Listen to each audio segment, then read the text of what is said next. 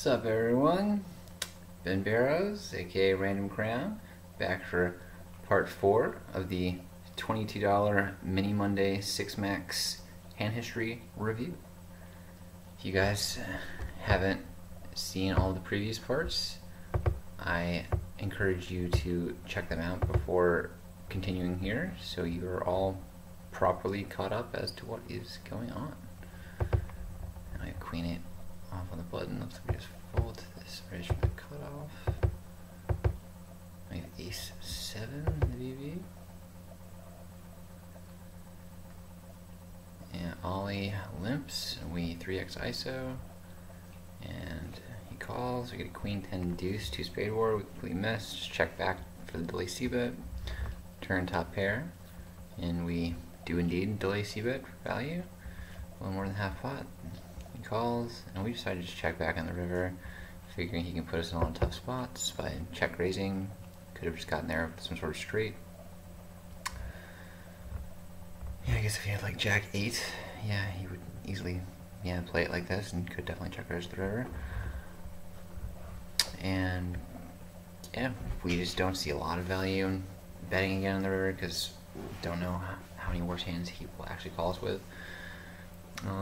I think you could still bet the river. I think it'd be acceptable too. But I think, he'll put us in tough spots because our hand looks like ace-x from the way we played it. And it doesn't look like it can really handle the check raise. So we just decided to just check it back since he's a good player, capable of putting us in tough spots. And he has an ace as well, and we chippy chop it up. Queen 9 on the button. Easy open. BB defends. We have ace-jack trade. 2 heartboard with backdoor flush draw, so we c-bet and take it down.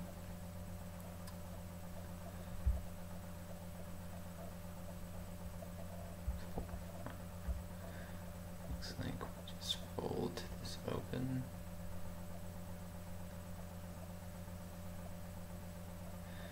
I just figured we're just not really gonna flop much, and whenever we do have a pair, there's always be overcards. It's gonna be too tricky to play, especially against under the gun raising range. Even though it is 5-handed, so his range will be wider for sure than your usual under the gun range. Now we have aces on the button, decided to be tricky and just limp because the BB has like 6 blinds behind, so we want to induce an all-in from them if they think that we could just be raise folding, or more likely we just want them to check and realize some equity, like flop top pair or second pair and then just stack off with it, whereas if we had raised, maybe they would just folded their like 10-3 off or something. But now say the flop comes like 10-4-5, now they have top pair, they're not going to fold it. So that's basically the reason why we limp there. And hopefully, to induce like a ISO from the small blind if they, think that we're limping like wider for value, or just are trying to see if sheep flop like 7-8 suited, and they'll just try and just raise us off of it. It's definitely a good spot to be balanced, or like balance our, the weaker part of our range with the absolute nuts, or as Will Kassouf would say, the absolute coconuts. And we bet about a third pot until you take it down. We have ace 9 suited in the BB. Facing a min raise from the cutoff, easy to defend. Get a jack 2-6, 2 spade board. So we have an over and then a flush draw. Easy lead out on the turn, make it about a third pot. I think it's better to go bigger there, like half pot to 2/3.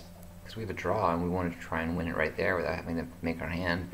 So by betting smaller, we give him better odds to proceed, with stuff that we'd rather have folding.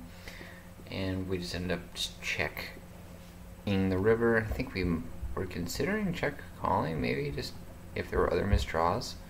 Yeah, like if he had like 2 diamonds, king, queen of diamonds, queen, 10 of diamonds, things like that. But then obviously the 10 got there. So yeah, we just didn't think that they would fold like a pocket pair necessarily. They could have been checking back Jack X.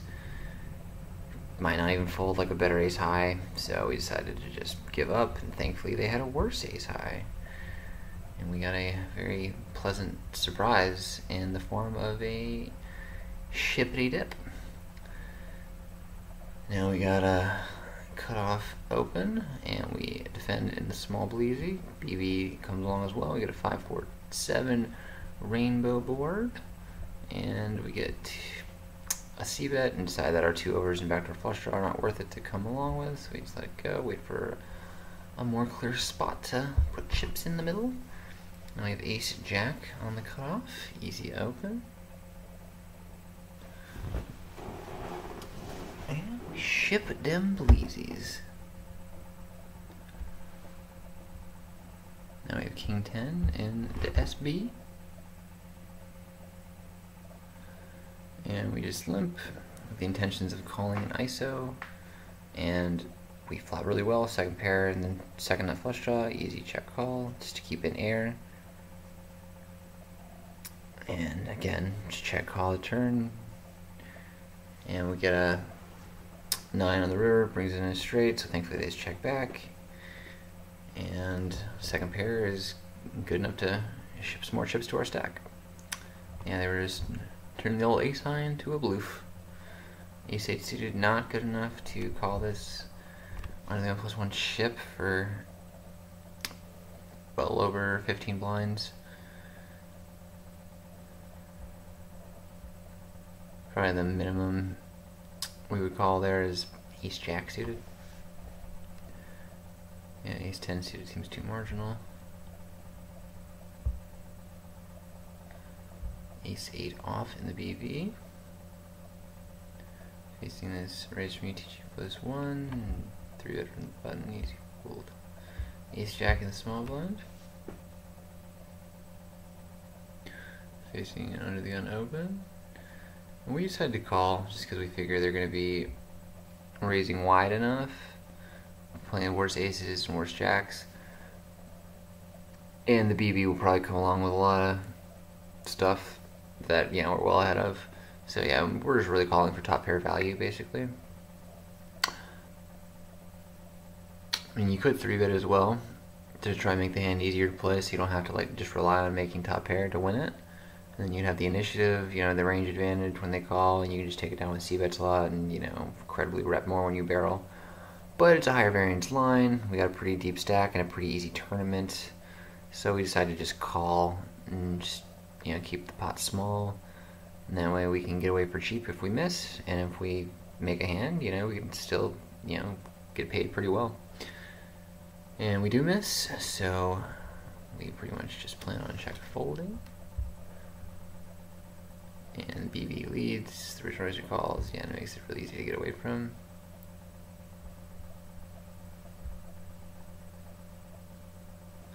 Seven 9 on the button, easy open. And easy fold to the small blind 3-bets us with their massive stack. Now we have king jack under the geezy. Easy reezy. And the BBZ defends and liggity leads out for all of his chips, so that is called a stop and go. It's an old school play. Yeah, you just call a raise pre and then just shove it in the flop. And since we just completely missed, it was an easy fold. Jack 9, the VB, facing this SB limp. We just check back, since their limp is suspicious, since they, you know, should generally be just shipping it in with that stack size, so it looks like they kind of want action, trying to induce, trying to trap us. But we will not have it. We just check it down to the river, and it looks like they just actually have nothing. They could have like a good king or queen high hand here, so we decide to just bet and rep that we just got there with straight or flush, or, you know, or just value betting, you know, a pair or 2 pair, and get it through with our jack high. Now we have king 9 in the SB. Easy complete and easy fold after the BB. ISO was huge. It was like a over 5x ISO. I was prepared to call anything normal, anything like, you know, 3x or even up to 4x, but yeah, it was just too much. too awkward to play out of position against someone that more than covers us, nearly has triple our stack.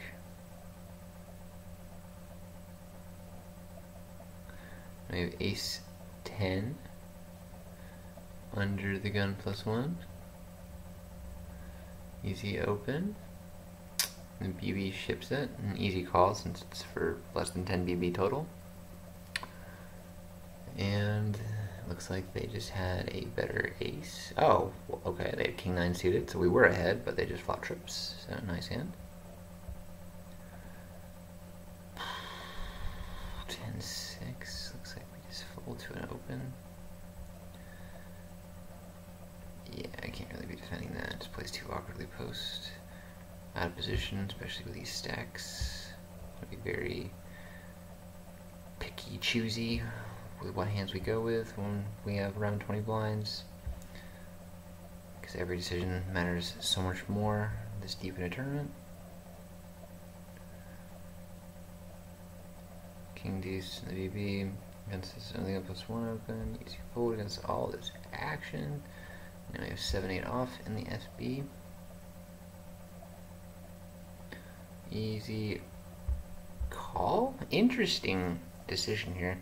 I think we could just ship it in. I think that would be fine. With, what is that, like 13 blinds? Yeah, I mean, they're just not going to have a hand to call with enough of the time, and even when they do call, we're flipping against their range, or a lot of it anyway. Yeah, our equity is decent, you know, like, it's hard to get it in that bad. But, it doesn't seem like they were that great of a player, so we thought it would be okay to complete here and try and see a cheap flop, you know, and then reevaluate post. And, you know, even if we just miss, just toss a c-bet out there, and we'll take it down enough of the time. Now, yeah, that's why we can just try and realize some equity for cheap rather than having to risk our whole stack and get it in with 8 high whenever we're called. And it has the bonus of balancing our range whenever we like limp here with like aces or kings. So that'll make them less inclined to want to like ship it in on us, or, you know, ISO raise, because they know that we could show up with like legitimately good hands when we're limping blind versus blind, especially with the stack size. So yeah, for all those reasons, I think it's kind of a good play. And then we just min lead on this ace 5 ace and take it down. Okay, king jack under the gun.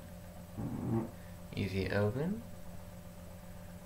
BB defends. We get a jack high board, the backdoor second nut flush draw and straight draw, and we misclick. We just ship it in for nearly 3x pot. I think we meant to bet like 9,500 and we bet like 95k. That's totally what happened. Yeah, because this is a good board for us to try and induce with our top pair decent kicker. Yeah, we try to bet, yeah, like what, like 9,520 to go for the maximum induce, but ended up tacking an extra 0 on there and just went for the maximum bet all in. And since he didn't really have anything, he couldn't really call. So, LOL misclickments. Now we have 7-9 suited in the BB. Facing this raise from ETG +1. And we defend. It's pretty much miss. Have a backdoor straight and flush draw. It was not good enough to call the c-bet with. And we have ace 7 suited in small blind. Folds to us. We limp the plan to call an ISO. Flop top pair. And note that we just check now. We bet earlier, you know, obviously we didn't have anything, but now when we make it, you know, like a good pair, we want to just induce because it's like unlikely that they have anything. So the best way to just extract value in the situation is by letting them bluff. So we check and they bet and we call, and then just get a 9 on the turn without a flush draw. Check, check. We just comfortably value bet the river, and of course they fold because they probably didn't have anything. Now we have ace king on the button. Under the gun opens, and we 3-bet to about 2.7x.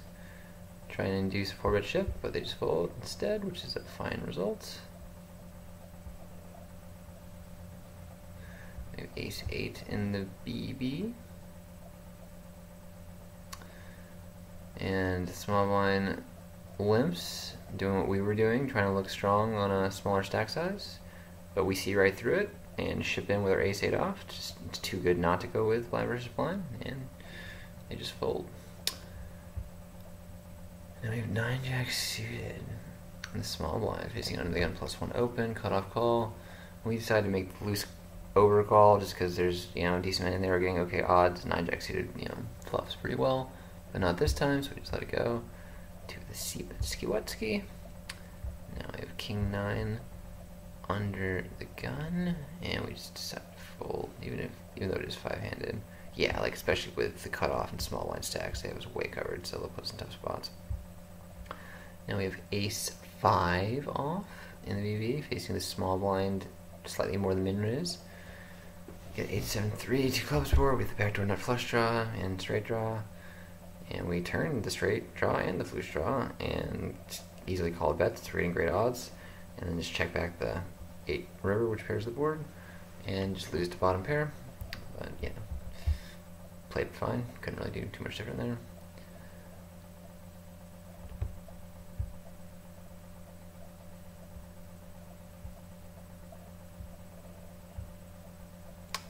King 7 the BB.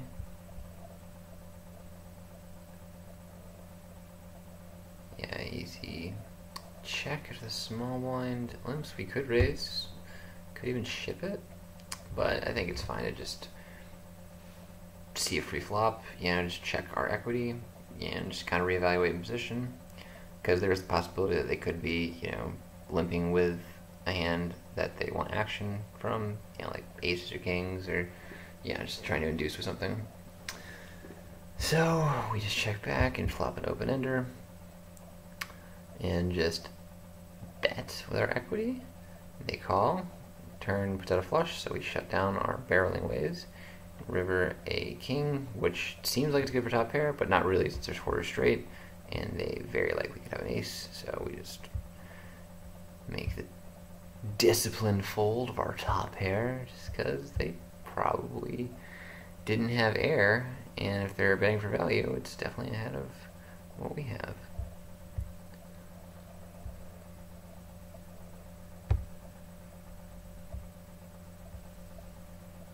Jack 9, blind versus blind. Looks like it just folds to us. We just shippity dip it in and take it down. Notice that we only bet like half our stack, or half their stack, excuse me, to make it seem stronger, so it's not as easy for them to just click call if they have like a queen 8 or, you know, king deuce. And it allows them to kind of fold these more marginal value hands that are ahead of us.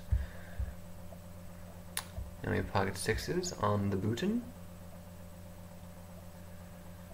Well, to us, we just open ship it since we have a little less than 20 blinds, and have small blind covered.